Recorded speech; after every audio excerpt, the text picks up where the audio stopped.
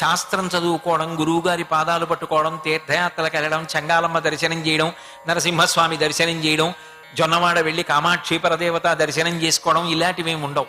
తిరియక్ అంటారు. ఇప్పుడు ఎవరు దానికి జవాబుదారి? ఈశ్వరుడు ఒక్కటే అడుగుతాడు, నీ ఆఖరి ఊపిరిలో ఏమి స్మరించావు? ఆయన్ని బుకాయించలేంగా, ఆయనకి తెలియని విషయం కాదుగా. ఆయన ఇక్కడే అంతర్యామి, ఇక్కడే కూర్చుని అన్ని గుప్తంగా రాసుకుంటూ ఉంటాడు. చిత్రంగా కూర్చుని గుప్తంగా రాస్తాడు కాబట్టి చిత్రగుప్తుడని పేరు. అందుకే నేనే కాలస్వరూపంగా ఉన్నాను అని చెప్పుకున్నాడు. నేను కాలముగా ఉండి లెక్కలన్నీ వ్రాసుకుంటూ ఉంటాను అని చెప్పాడు భగవద్గీతలో. కాల కలయతామహం అన్నాడు. ఇప్పుడు భగవంతుడికి నువ్వు ఎలా అబద్ధం చెప్పగలవు? అయ్యా నేను ఫలానాది స్మరిస్తూ వెళ్ళిపోయాను అంటే నీకు దాని మీదేనా ప్రీతి? బ్రతికున్నన్నాళ్ళు దాని మీదేనా వ్యామోహం ఎక్కువ పెట్టుకున్నావు? పెట్టుకోవద్దని భగవంతుడు చెప్పలేదు సుమండి, మీరు బాగా పట్టుకోవాలని చెప్పింది. భార్య యందు ప్రీతి లేకుండా, బిడ్డల యందు ప్రీతి లేకుండా ఎలా ఉంటాడు? సంసారికి కుదరదు. కానీ దానికి ముందు ఒక మాట చేర్చుకోమని చెప్పారు. నీ భార్య నీకు గొప్ప అనుకూలవతి, పరమేశ్వర అనుగ్రహం అనుకో. ఈశ్వర కృప, ఇంత అనుకూలవతి అయిన భార్యనిచ్చాడు. ఎంత అనుకూలవతో దాన్ని చూసేటప్పటికి మనసు శాంతి పొందుతుంది. అది పక్కన కూర్చుంటే మనశ్శాంతి. దాని చేత్తో పట్టాడు అన్నం పెడితే నెత్తురవుతుంది.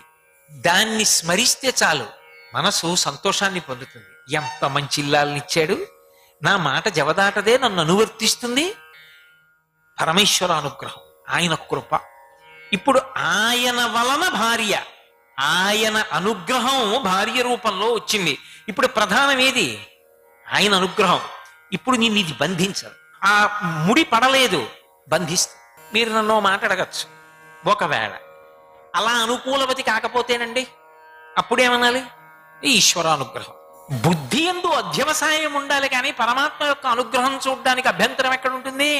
అందుకే నేను సేవింపగ నాపదల్పడమని, నిత్యోత్సవంబని, జనమాతృండనని, సంసార మోహంబు పైకొనని, జ్ఞానముగల్గని, గ్రహగతులు కుందింపని, మేలు వచ్చిన రాణి అవి నాకు భూషణములే శ్రీకాళహస్తీశ్వర.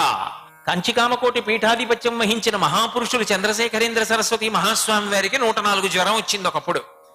ఆయన అన్నారు, రే ఏమో దృష్టం రాయి, వాళ్ళ ఈశ్వరుడు ఈయనకి 104 జ్వరం పెట్టాడు. అదిగో నా పీట పట్టుకెళ్ళి ఆ సూర్యుడికి ఎదురుగుండా వేయండిరా కాసేపు అన్నారు. వెళ్ళి ఆ ఎండలో కూర్చుని సూర్యుడిని చూస్తూ కాసేపు జపం చేశారు, ప్రణవం. ఎందుకండి అన్నారు. ఎలాగో పంచాగ్నిహోత్రం తపస్సు చేయలేను, 4 వైపులా అగ్నిహోత్రం పెట్టుకుని సూర్యుడిని చూస్తూ ఎలాగో చెయ్యను.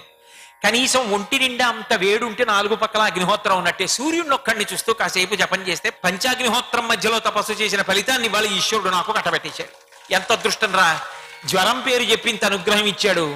నువ్వు చూసే దృష్టికోణాన్ని బట్టి ఉంటుంది నీ సంతోషం. లేకపోతే అన్నిటి యందు వివక్ష కనబడుతుంది. కాబట్టి ఇప్పుడు ఆ మనసుకి అటువంటి అధ్యవసాయం కలిగిందనుకోండి, భార్య చిట్ట చివర జ్ఞాపకం వచ్చిన పరమేశ్వర కృప. ఈశ్వర ఎంత మంచి భార్యనిచ్చావయ్యా, ఈ జన్మ తరించిపోయింది, ఎన్ని మంచి పనులు చేయించావు దాని రూపంలో పక్కనుండి. నువ్వే దాని రూపంలో పక్కనున్నావు, ఒక్కనాడు అడ్డు పెట్టలేదు ఈ మంచి పనికి. అన్ని మంచి పనులు చేయించావా నా పక్క నుండి ప్రోత్సహించి తండ్రి అని. ఇప్పుడు భార్యని చూస్తున్నావు, కానీ ఆయన కరుణ స్మరిస్తున్నావు.